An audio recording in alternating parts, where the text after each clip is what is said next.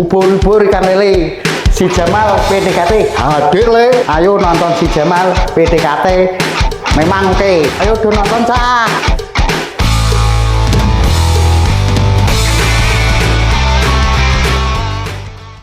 Assalamualaikum warahmatullahi wabarakatuh. Waalaikumsalam warahmatullahi wabarakatuh. Salam Germas, Sehat, bugar, produktif.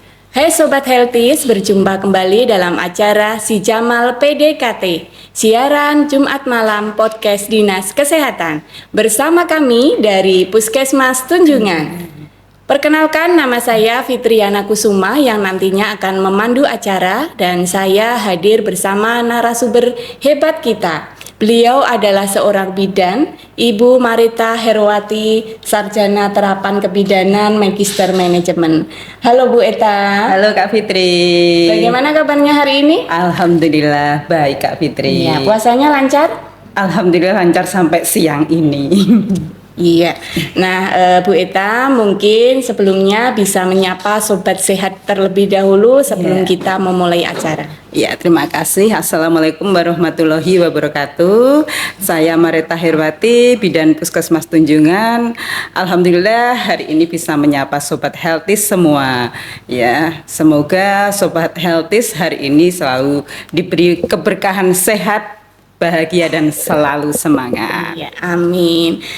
Bu Eta dan juga Sobat Healthy semuanya, topik kali ini adalah tentang membahas tips kehamilan, jadi kehamilan tanpa drama. Tanpa drama. Iya, nanti sekitar 30 menit ke depan kita akan mengupas tuntas tentang tips tetap sehat dan nyaman selama kehamilan. Iya. Gitu ya Bu Eta. Iya Kak Fitri. Iya. Bu Eta sendiri ini sudah bekerja sebagai seorang bidan. Kira-kira berapa tahun Bu Eta? Saya sudah bekerja di Puskesmas Tunjungan sejak awal sekitar 28 tahun. Oh iya, cukup lama sekali ya Bu Iya. Eta ya. Iya, berarti nanti pengalamannya juga sudah banyak sekali. Nanti bisa sharing-sharing kepada Sobat Healthy semuanya. Siap. Iya, sebelumnya mungkin bisa dijelaskan dulu Bu Eta kepada Sobat Healthies, apa sih yang dimaksud dengan masa kehamilan? Masa kehamilannya Kak Fitri. Jadi masa kehamilan itu adalah masa keemasan bagi seorang ibu ya, di mana dimulai dari proses bertumbuhnya sperma dengan ovum, kemudian tumbuh berkembang di dalam rahim sekitar 270 hari dan sampai akhirnya siap untuk dilahirkan. Oh iya. Itu gambaran umum tentang kehamilan Kak Fitri. 270 hari. 270 berarti hari. itu sekitar 9 bulan ya Bu Eta? 9 bulan. Iya, sekitar 9 bulan 10 hari. Dan selama 9 bulan tersebut mungkin ada tips-tips apa yang harus dilakukan oleh ibu hamil supaya tubuhnya, janinnya sehat. Oh iya. Ya, jadi selama kehamilan karena 270 hari itu bukan waktu yang pendek ya Bunda. Ada 3 kata kunci yang mungkin bisa dipegang oleh ibu hamil selama kehamilan. Jadi harus memahami yang pertama, kata kunci pertama yaitu apa yang akan dialami oleh ibu hamil. Ya, jadi selama hamil itu ibu akan mengalami kenaikan berat badan sekitar 5 sampai 18 kg. Dan itu bervariasi sesuai dengan status gizi ibu hamil yang ditentukan melalui IMT pra kehamilan. Iya, misalnya kalau ada ibu hamil yang obesitas berarti nambahnya juga sekitar segitu. Kan gini, kalau obesitas itu sudah gede ya, lebih dari 30 IMT-nya itu sekitar 5 sampai 9 kg naiknya. Kalau yang normal itu kenaikan sekitar 11,5 sampai 16 kg. Iya. Nah, kemudian tadi ada 3 kata kunci ya. Yang kata kunci keduanya apa Bu Eta? Kata kunci kedua, apa yang harus dilakukan. Jadi selama hamil apa yang harus dilakukan itu Kak Fitri. Yang pertama, ibu hamil wajib periksa. Periksa itu minimal selama kehamilan 6 kali. 6 kali. 1 kali di trimester pertama, kemudian 2 kali di trimester kedua, dan 3 kali di trimester ketiga. 6 kali. 6 kali. Okay. Jadi itu periksa, kemudian ibu hamil wajib mengkonsumsi makanan lebih banyak dari biasanya dari sebelum hamil. Ya. Iya. Nah, mungkin setelah tahu ya, kadang kalau tahu positif hamil ya, Iya. itu kan pasti perasaannya ya senang, kadang sedih kayak gitu kan. Nah, Sedih tentunya kenapa, Kak? ya kadang takut Oh, lah nanti takut. gimana kayak gitu. Karena belum tahu aku hamil Iya. harus gimana gitu Iya, ya. kan biasanya kalau Iya. mungkin ibu hamil di kehamilan pertama, kadang ada juga yang seperti itu. Jadi iya. belum banyak pengalaman Iya, gitu. Nah, setelah tahu positif hamil, kemudian tentunya si ibu ini harus menjaga kondisi tubuh. Iya. Ya, yang perlu diperhatikan supaya tetap sehat. Mungkin bisa dijelaskan apa saja yang boleh dilakukan dan tidak boleh dilakukan selama kehamilan. Iya Kak Fitri, jadi selama kehamilan itu adalah masa-masa yang rawan ya, karena kita harus memantau kesehatan ibunya maupun kesehatan bayinya. Jadi harus benar-benar diperhatikan mana yang boleh dilakukan dan mana yang tidak boleh dilakukan. Ya. Seperti tadi saya sampaikan bahwa ibu hamil wajib periksa, itu yang utama. Ya, utama. Ya, kedua tadi makan porsi lebih banyak karena nutrisi yang konsumsi ibu tidak hanya untuk ibu tapi juga untuk bayinya. Untuk dua orang berarti dua ya. orang, jadi harus lebih banyak. Kemudian ibu hamil wajib minum tablet tambah darah minimal 90 tablet. Itu minimal. Jadi harus setiap hari minum tablet tambah darah. Iya. Apalagi ibu yang anemi, jadi malah harus lebih banyak minum tablet tambah darahnya. Kemudian ibu hamil wajib mengenali dan mengecek tanda bahaya bagi ibu hamil. Jadi tanda bahaya bisa terjadi di trimester 1, bisa terjadi di trimester 2 maupun di trimester 3 ya.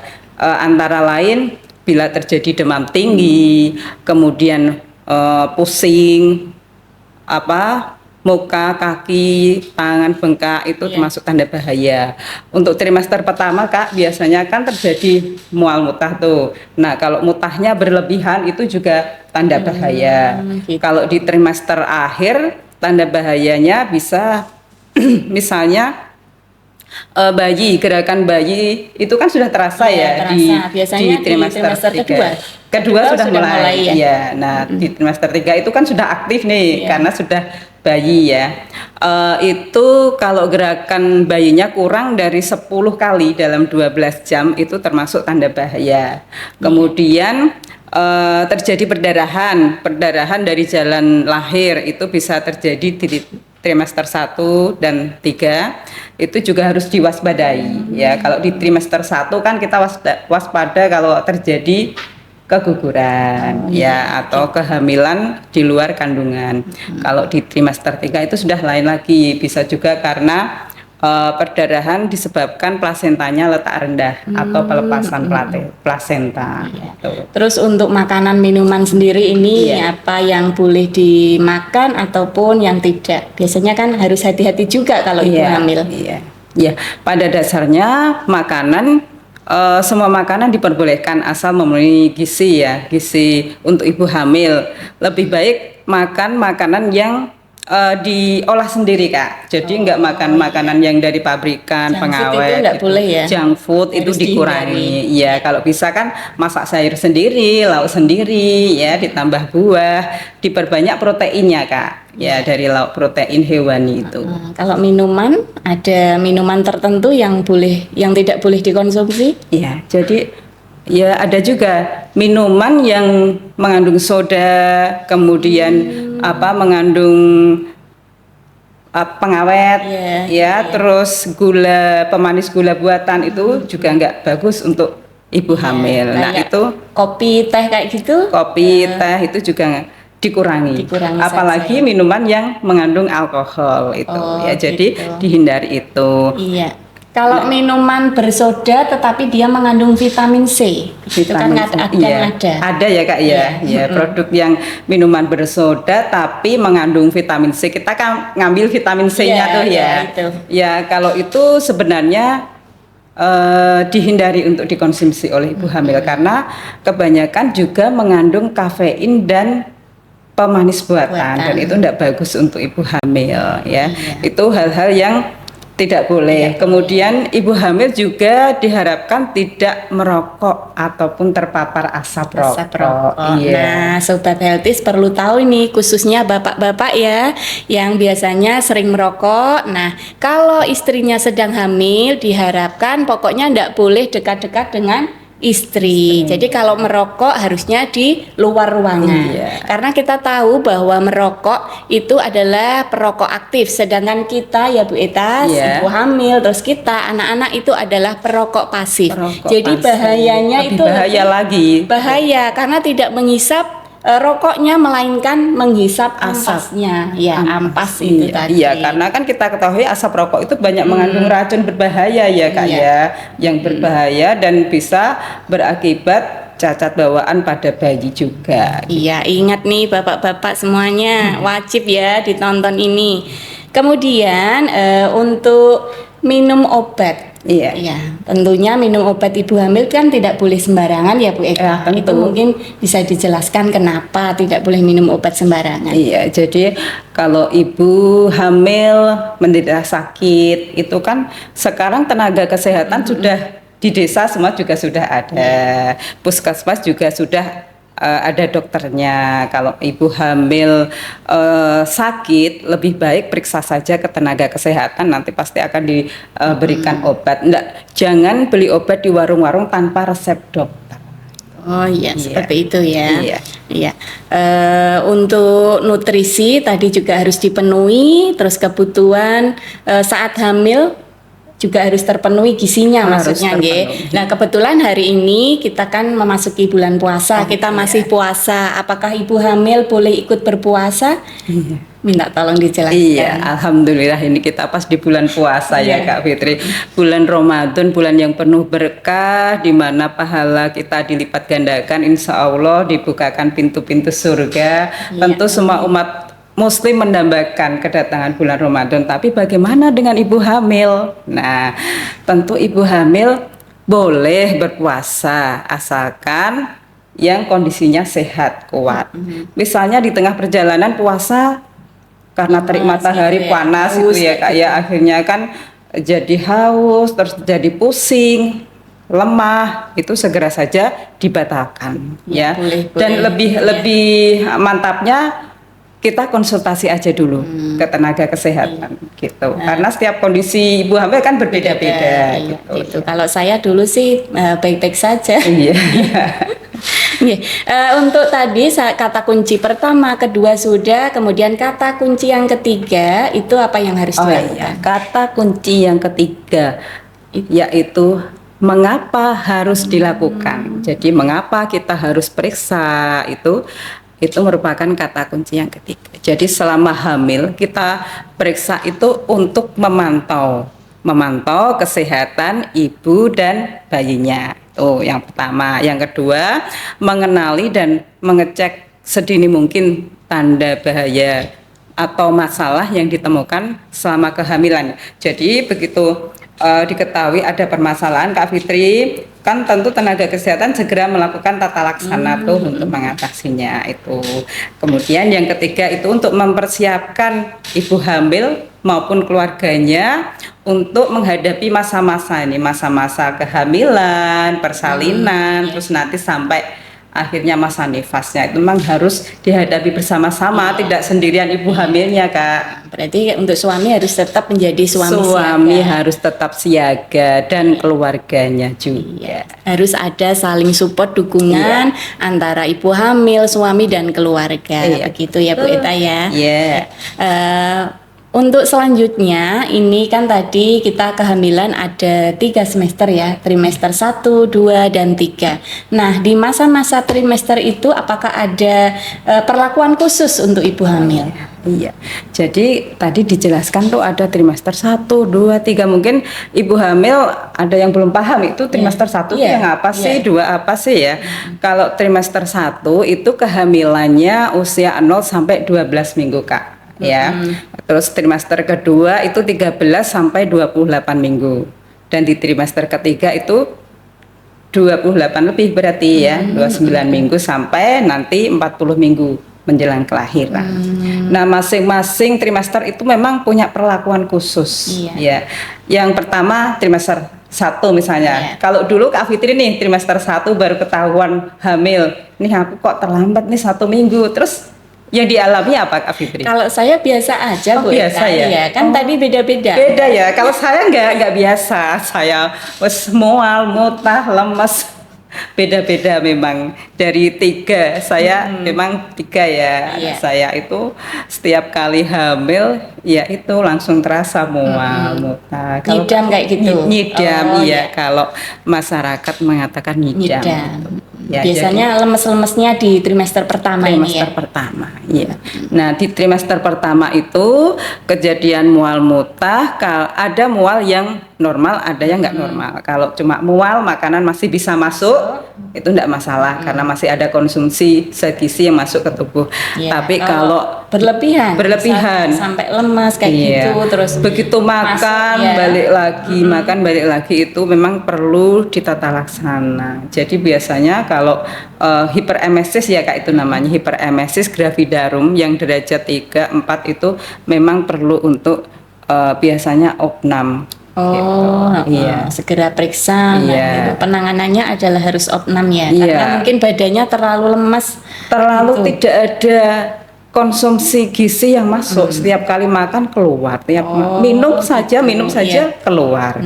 Terus untuk ibu tadi kan sudah dijelaskan, untuk bayinya sendiri ini ada perkembangannya Oh iya. atau tidak? Jadi perkembangan bayi mulai dari trimester 1. Trimester 1 itu awal ya Kak ya. Sekitar 0,64 cm atau sebesar biji padi itu Kak. Oh Sebesar iya, biji masih padi kecil ya, nanti di akhir trimester 1 sebesar jeruk nipis. Nah, nanti berkembang lagi sampai di trimester 2 itu sekitar akhir semester 2 1 kiloan atau sebesar jagung itu Kak. Jagung. Ya, jagung yang sudah tua itu berkembang di trimester ketiga sampai sekitar 2,5 sampai 4 kilo dan siap untuk dilahirkan. Gitu. Ya, Jadi berarti perkembangannya awalnya jadi dari jeruk nipis, kemudian sebesar semangka ya. semangka, ya semangka 2,5 sampai 4 kiloan Iya. itulah Kak. Iya. Terus Bu Eta, kadang-kadang kalau hamil itu kan tadi mengalami gejolak emosi ya. Emosi. Mungkin ada beberapa ibu hamil yang mudah sedih, kemudian mudah marah, stres, cemas, Iya. bahkan kadang ada yang depresi. Nah, keadaan ini akan mempengaruhi kesehatan ibu dan tentu janin yang dikandungnya.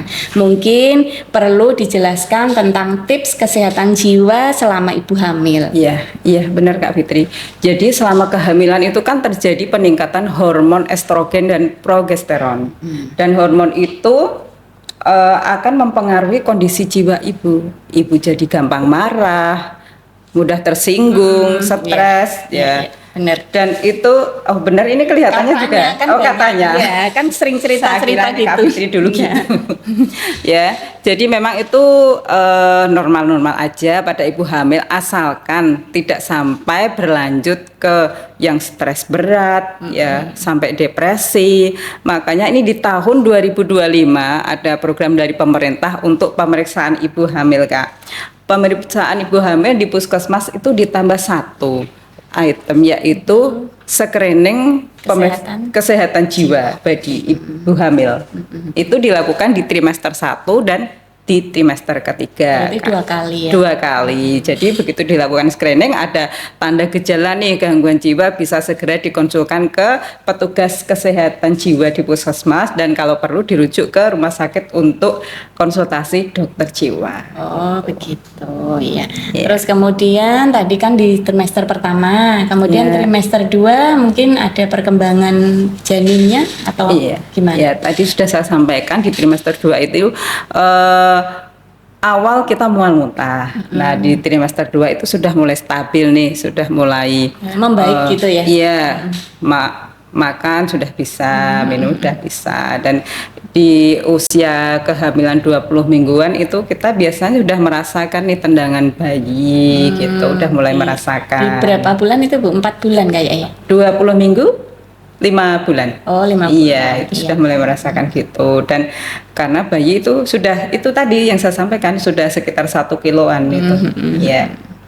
Iya, terus kemudian ini untuk periksa tetap harus periksa ke dokter ya. Tetap periksa ke dokter ya. Tadi untuk pemeriksaan tadi belum saya sampaikan Iya, ya. belum. Ya, di trimester 1 ya. Trimester 1 itu nanti akan dilakukan pemeriksaan USG ya. Di ANC terpadu di puskesmas itu pemeriksaan USG. Kemudian pemeriksaan laborat mulai dari yang golongan darahnya belum tahu, diperiksa golongan darah, kemudian cek HB-nya, kemudian cek lab HB/SAG untuk mengetahui hepatitis atau enggak, sifilis dan HIV. Jadi diperiksa laborat itu, sama nanti konsultasi ke dokter gigi dan petugas ada gizi. pemeriksaan gigi juga ya. Iya, jadi pemeriksaannya lengkap Kak Fitri. Iya. Terus untuk tanda bahaya tadi juga sudah dijelaskan. Kemudian apakah di trimester kedua ini si ibu boleh merencanakan nanti bersalin di mana, kan masih lama. Apakah itu juga harus dipikirkan, Bu? Ya, karena di trimester kedua ini sudah memasuki usia 28 minggu atau 7 bulan ya. Iya. Dan kadang-kadang kan ada persalinan tuh yang terjadi di 27 minggu, 28 minggu. Jadi ibu juga perlu untuk mengetahui tanda-tanda persalinan itu apa saja. Nanti kalau periksa bisa didiskusikan dengan petugas kesehatannya karena untuk mempersiapkan persalinannya. Oh iya, tadi trimester kedua. Kemudian untuk trimester ketiga nih, mungkin bisa dijelaskan untuk perkembangan bayinya, juga apa ibu hamilnya itu mulai siap-siap kan, merencanakan semuanya. Iya, betul Kak Fitri. Itu mungkin ada tipsnya di trimester ketiga, Bu Eta. Iya. Jadi untuk di trimester ketiga ini ibu hamil juga akan mengalami banyak perubahan. Karena kan semakin ini ya, perutnya semakin gede ya. Iya, kemudian posisi postur tubuhnya berubah. Lebih ke lordosis gini degek. Itu. Jadi ibu nanti lebih mudah merasakan capek. Kemudian sulit tidur, tidak nyaman. Kan ini pernah ada cerita Kak Fitri. Bu, saya itu kalau malam nggak bisa tidur. Kenapa? Lah ini bayi saya nendang-nendang terus, saya kaget gitu. Jadi kalau malam mungkin sulit tidurnya ya karena capek juga, karena ada gerakan-gerakan bayi yang memang sudah benar-benar terasa gitu. Iya, untuk posisi tidur kan bedanya tadi ya. Nah, kayak posisi tidur yang bagus untuk ibu hamil. Jadi ibu hamil apalagi yang sudah trimester 3 itu diharapkan tidurnya kalau terlentang tidak boleh lebih dari 10 menit Kak. Oh iya. Dianjurkan tidur miring aja. Miringnya kemana ini? Miring ke kiri boleh, miring ke kanan boleh ya, karena kalau terlalu lama terlentang itu nanti asupan oksigen ke bayi bisa kurang gitu. Ya, jadi diharapkan ibu tidurnya lebih miring aja. Itu yang terjadi di trimester ketiga. Kemudian di trimester ketiga itu juga nanti ibu merasakan sering BAK ya. Sering buang air kecil gitu. Kenapa? Karena kan kepala bayinya itu sudah itu ya besar ya. Sebesar apa ya Kak ya? Ya rata-rata 30, 31, 32 cm kan sudah besar. Kepala bayi kan keras tuh Kak. Nah, itu kepala bayi menekan kandung kemih. Jadi kandung kemihnya kalau terisi sedikit aja udah terasa pingin BAK itu nggak apa-apa. Jadi kalau sering BAK itu nggak apa-apa, bukan penyakit.